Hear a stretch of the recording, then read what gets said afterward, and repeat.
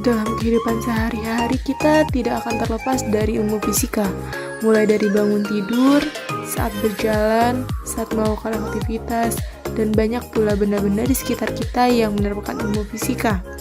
Saat melihat taman bermain, ternyata banyak permainan di taman bermain yang menerapkan ilmu fisika di dalamnya.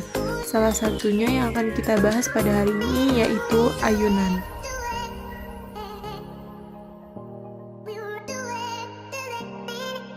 Halo Elpin, Hai Farah. lihat kamu main ayunan jadi inget deh. Ayunan itu termasuk ke dalam ilmu fisika kan ya? Oh iya, masuk dalam materi apa ya, Far? Iya, ayunan itu termasuk salah satu contoh gerak harmonik sederhana. Oh iya, gerak harmonis sederhana itu adalah gerak bolak-balik kan, contohnya seperti gerak bandul, gerak pegas, dan sok mobil. Iya, gerak harmonik sederhana itu gerak bolak-balik secara teratur melalui titik kesetimbangan yang banyak getarannya tiap sekonnya selalu sama.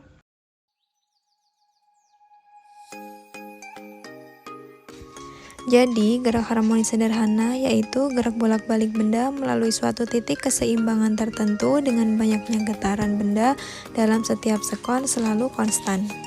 Gerak harmonik sederhana dapat dibedakan menjadi dua jenis. Yang pertama, gerak harmonik sederhana linier. Misalnya pada penghisap silinder gas, lalu gerak osilasi air raksa atau air dalam pipa U, kemudian gerak vertikal atau horizontal dari pegas dan sebagainya. Sedangkan yang kedua adalah gerak harmonik sederhana angular, misalnya pada bandul atau bandul fisis dan ayunan torsi dan sebagainya. Gerak harmonis sederhana memiliki amplitudo atau simpangan maksimum dan frekuensi yang tetap. Gerak ini bersifat periodik, setiap gerakannya akan terjadi secara berulang dan teratur dalam selang waktu yang sama. Dalam gerak harmonik sederhana, resultan gayanya memiliki arah yang selalu sama, yaitu menuju titik kesetimbangan. Gaya ini disebut dengan gaya pemulih. Besarnya gaya pemulih selalu berbanding lurus dengan posisi benda terhadap titik kesetimbangan. Beberapa karakteristik gerak ini diantaranya adalah dapat dinyatakan dengan grafik posisi partikel sebagai fungsi waktu berupa sinus atau kosinus. Gerak ini juga dapat ditinjau dengan persamaan simpangan, persamaan kecepatan, dan persamaan energi gerak yang dimaksud. Ayunan merupakan salah satu contoh penerapan dari bandul di dalam gerak harmonik sederhana. Di sini Anda dapat mencoba simulasi bandul dengan menggunakan pet simulasi untuk Anda lebih memahami materi terkait dengan gerak harmonik sederhana. Baiklah, pertama-tama yang harus Anda lakukan adalah Anda harus mengatur panjang dari talinya. Di sini saya akan mencontohkan dengan mengatur 0,99 meter sebagai panjang talinya.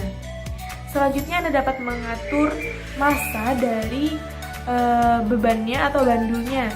Di sini Anda dapat mengaturnya dari 0 sampai dengan 1,5 kg. Di sini saya akan mencontohkan bila masanya 1 kg. Selanjutnya yang dapat Anda lakukan adalah mengaktifkan fitur-fiturnya. Yang pertama adalah fitur penggaris, di mana fitur penggaris ini dapat Anda gunakan untuk mengukur panjang talinya. Yang kedua adalah fitur stopwatch, di mana fitur stopwatch ini dapat Anda gunakan untuk mengukur waktu yang dibutuhkan dalam melakukan satu kali getaran. Lalu yang ketiga adalah Anda dapat mengaktifkan fitur period stretch, di mana Anda dapat mengetahui jejak dari getarannya. Anda dapat langsung mengukurnya dengan menarik benda sebesar sudut yang diinginkan. Di sini saya akan menggunakan sudut 8 derajat.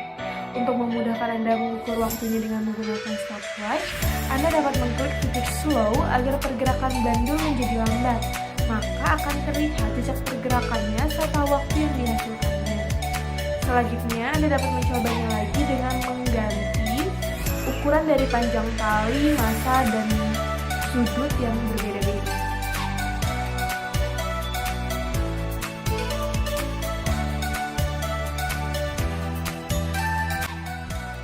Kalian pernah nggak sih kepikiran kenapa saat kita main ayunan arahnya itu maju mundur, maju lagi, mundur lagi? Kok bisa ya? Berikut penjelasan ilmiahnya. Kita misalkan gambar berikut adalah anak yang sedang bermain ayunan tadi. Pergerakannya dimulai dari A, kemudian ke B, kemudian ke C, kembali ke B, dan kembali lagi ke A. Begitu seterusnya. Sebagai beban yang digantungkan dalam ayunan, bila tidak diberikan gaya, maka benda akan diam di titik keseimbangannya, yaitu di titik B. Jika beban ditarik ke titik A dan dilepaskan, maka beban akan bergerak ke B dan kemudian ke C. Lalu, kembali lagi ke A. Gerak beban akan kembali berulang secara periodik. Dengan kata lain, beban pada ayunan melakukan gerak harmonik. Getaran harmonik pada bandul. Besarnya gaya pemulih pada bandul dirumuskan dengan Fp sama dengan minus mg sin theta, dengan Fp adalah gaya pemulih dengan satuan Newton, m adalah massa bandul dengan satuan kilogram, g adalah percepatan gravitasi dengan satuan meter per sekon kuadrat, dan theta adalah sudut simpangan. Periode pada bandul dihitung dengan rumus T sama dengan 2pi akar L per G dan F sama dengan 1/2pi akar G per L dengan L sebagai panjang tali dengan satuannya meter. Nah, sampai di sini saja ya pembahasan kita tentang gerak harmonik sederhana.